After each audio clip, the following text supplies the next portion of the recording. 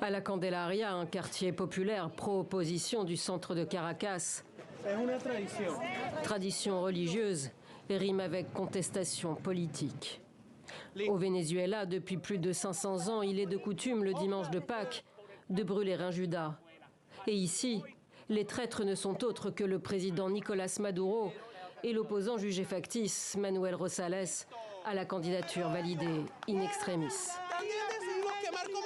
Nous avons décidé de brûler comme toujours Nicolás Maduro, l'ultime tortionnaire du peuple de Caracas et de tout le Venezuela. Aujourd'hui, les citoyens n'ont pas d'eau, nous n'avons pas d'électricité, nous sommes torturés. Et il utilise des institutions comme le Conseil national électoral, le ministère public et l'Assemblée nationale pour restreindre les droits des citoyens.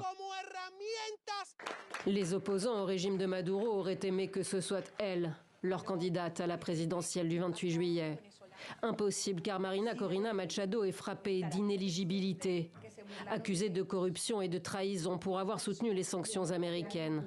Sa suppléante, Corina Yoris, ici à droite, n'a pu la remplacer, faute de code valable pour avoir accès au site du Conseil électoral. Arrivée largement en tête des primaires avec 90% des suffrages, la Margaret Thatcher vénézuélienne, comme la surnomment ses détracteurs, est la bête noire des pro-pouvoirs, leur Judas à eux, au même titre que le Premier ministre israélien, comparé à Hitler par Nicolás Maduro. Maria Corina Machado et le Premier ministre israélien Benjamin Netanyahou ont vraiment tous deux fait trop de mal. Maria Corina envers notre pays, évidemment, avec des actions telles que demander des sanctions, des blocus pour notre patrie. Et Netanyahou pour le massacre, le génocide qu'il provoque dans la bande de Gaza. C'est vraiment horrible. Mais la chef de file de l'opposition n'a pas dit son dernier mot et jure qu'elle ou Corina Yoris sera en lice le 28 juillet, invoquant les lois vénézuéliennes.